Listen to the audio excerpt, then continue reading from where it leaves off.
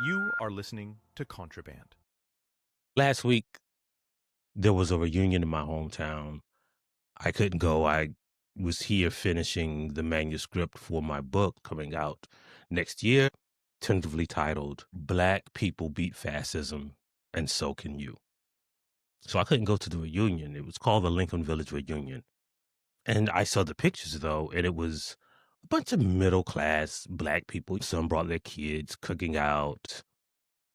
And the reason that I'm bringing this up, the reason that I'm talking about it today, was because Lincoln Village was government housing.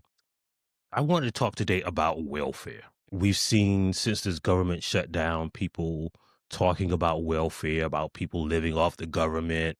I saw a person on social media who seemed pretty well meaning, talking about, that this shutdown should inspire some people to not depend on the government.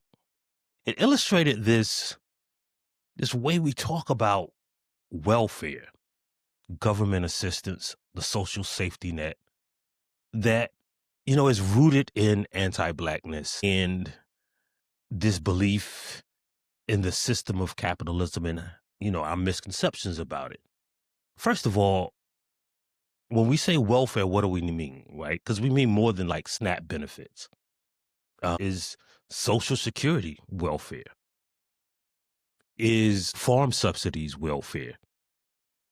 When we talk about welfare and government assistance, which government? Is it the federal government? Because when the town where you live offers tax cuts or just gives land to businesses, is that welfare? During the pandemic, there were a lot of towns that offered to pay the rent for businesses during the shutdown. Was that welfare? Is a small business loan welfare? Right? Or is a grant welfare? Is something like a contract between the government and Tesla or X welfare? What exactly is welfare? There are too many variations of welfare to kind of get a concise definition. But most of the time when people talk about welfare, what they're really talking about subconsciously is money that Black people get. That's what they're talking about. To most people, a welfare recipient looks like, I don't know, Black people standing in line waiting for some government cheese.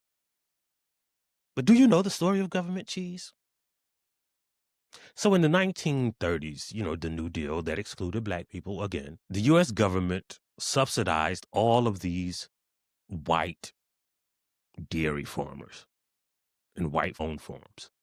Now, they had given those farms to white people after the Civil War in a program called the Morrill Act.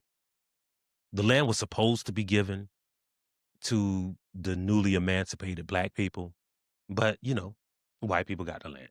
But anyway, during the Great Depression, a bunch of those farms failed. And to subsidize those farms, they said, why don't you raise beef and dairy products? So the USDA did two things.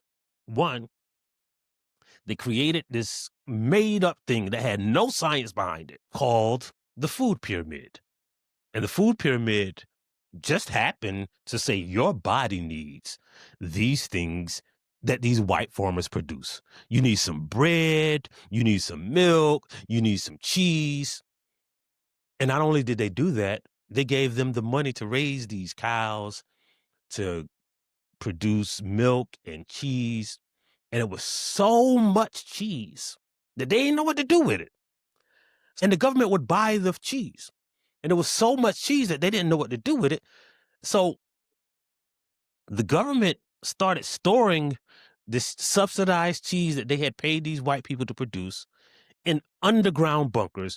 And it cost so much to refrigerate these underground bunkers. They like, damn, we got to do something with this cheese. So during the 80s, Ronald Reagan took all of that underground white people cheese and say, we're going to give it away. So the image of government cheese, the image of welfare, was created by the man who ran on that narrative of welfare queens. But the real welfare was given to the farmers, the dairy producers, and all of those companies who not only were subsidized to make the cheese, but only sold it to the government. Nobody could eat that much cheese. And not only that, even the market that existed, the private market, was manufactured from this narrative that your body needs cheese to survive. But that wasn't welfare. And I think we got to expand the definition, because most of the people on what we call welfare or government assistance or SNAP benefits are white. Now, it is because of America's history with economic inequality and slavery and Jim Crow and redlining and segregation. There is a disproportionate amount of Black people who receive government assistance. But that's because we never fixed the other shit, right? Like this, it wasn't welfare when, you were segregating Black people into Black neighborhoods, thereby increasing the value of white homes. It wasn't welfare when you were giving GI bills to white soldiers after World War II and excluding Black people. I wrote an article about Sean Hannity. Sean Hannity had this side hustle, this scam basically, where he would apply for grants from the Department of Housing and Urban Development and apply for loans, build these huge apartment complexes, and then not only would the government subsidize the construction, what he would do is he would put well-to-do upper middle class people in these homes and say it was low cost housing because there 2 out of the 100 units or 10% of the units were dedicated to what they called low income people. Is that welfare though? Was it welfare for the low income people? Or was it welfare for Sean Hannity? Because he was the landlord who was getting the money. What is welfare? Even though Black people disproportionately receive welfare, if you were looking for a welfare recipient, you're more likely to just randomly choose a white person. But again, we don't care about facts. And we don't care about poor people. The average SNAP household, according to the USDA, receives a monthly benefit. The household receives a monthly benefit of $332. That's $177 per person. Less than $4,000 a year. That's the money people accuse people of living off the government on. I want to move to that town where you can live off $4,000 a year. Let's say in the worst case scenario, lazy and scamming the government. If that parent does that, are you saying, well, their children should starve then? And generally, we know that welfare works. Think about how many people you've met that said they used to live in the projects, that received food stamps. In general, all forms of welfare work, right? That's why we give these subsidies to corporations. The hope is that they are going to provide jobs for the community. The employment rate will increase. The average income of the community will increase. And so the money that we invest, notice how it switches to an investment for a community when it's a company. The money that we invest will pay off by raising the income, by lowering the unemployment rate. When the employment rate and the average income of a community increases, the crime rate goes down. Not only does the crime rate go down, but all of those people have higher incomes and they pay taxes. And so the government's revenue increases, which brings me to my next point. Whose money is that? It's our money. It's not there isn't some mythical entity called the government that, spontaneously manufactures money, that's our money. We pay taxes to maintain communities, to benefit education, and sometimes to help people who can't afford food or other things that they need. And that helps a community. There's an infamous video of the Minnesota politician who was complaining about kids getting free lunch. They eating square pizzas, bruh. Like, why you mad at somebody's eating rectangular cheese pizza, a half a cup of pet ice cream? Isn't that the reason for having a government? For the common benefit of a community. And again, what is welfare? Who receives it?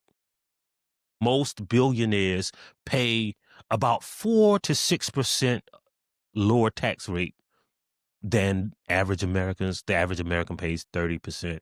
The average billionaire, seriously, pays 24%. Is that welfare? Is that 6% of $1 billion for every billionaire? Is that welfare?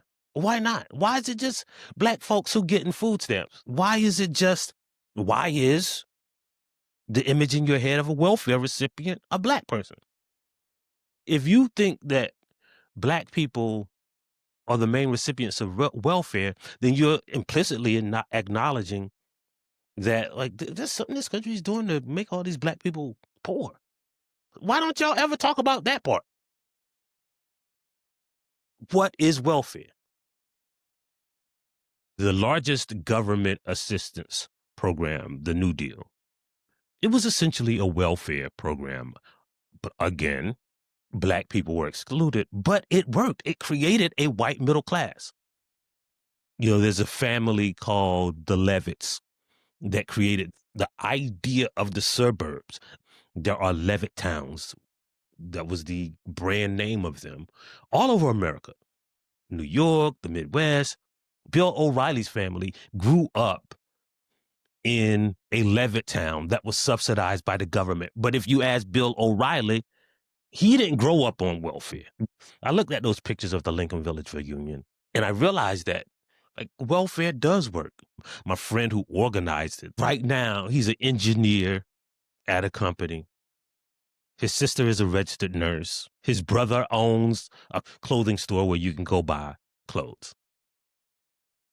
And when I think about the people who grew up on welfare, they are as great a success story as Walmart, to have grown up in America in a segregated neighborhood, disenfranchised from the economic opportunity that is provided to most of the white kids across town. And they made it. Like me. I lived in the projects for a while. That's how I know welfare works. So when you imagine the faces of what welfare looks like, you're looking at one. You are listening to Contraband.